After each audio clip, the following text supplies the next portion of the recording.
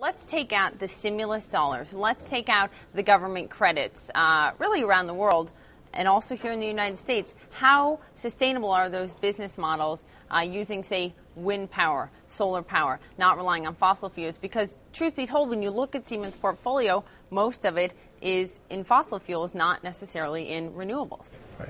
Well, I think there's no doubt. Look, the biggest installed base out there is fossil fuels. Right. And fossil fuels are going to be with us for quite a long time.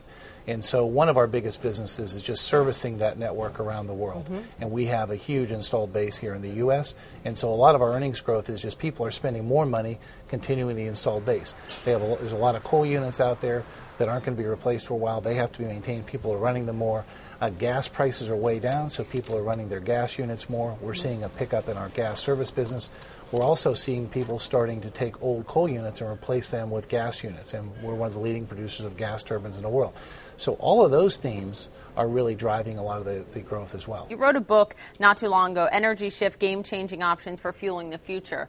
Your take, and you said a lot of numbers in the last election were being thrown around when it comes to green energy. Your take on the reality of green energy for Siemens business in terms of how big a part of your portfolio it can be, and just also for big business in general? Well, I think, obviously renewables are going to be a big part of our world going forward, but in terms of a percentage of the overall energy sector, it's going to be relatively small even when you look out 10 or 20 years. Really? Even with all the government support? Yeah, it's going to take us a long time. In fact, I think if you take a look by 2030 in the world, we may be using more coal by 2030 than we're using today. Really? Yeah. Why do you think that is? More people, more of a demand? Well, if you take a look, not in the U.S. so much, but if you take a look at places like China and India, they're still building a lot of coal units. Yeah. I think also clean coal technology, there's a lot of development ongoing. I think people are going to find a way to use coal. So I think renewables are going to have an impact, but as a percentage of the U.S. energy supply and as a percentage of the world energy supply, it's still going to be relatively small over the next 20 or 30 years. Hopefully, as we go forward with these, the energy and climate policies, we're going to get something in place. We don't have an energy bill We yet. don't have one, but hopefully we're going to get a price on carbon. We're going to get some renewable standards in various states.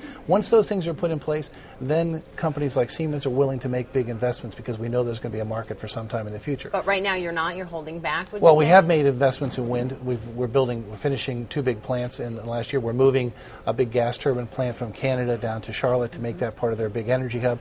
So we have committed to make investments in markets where we already see them moving forward.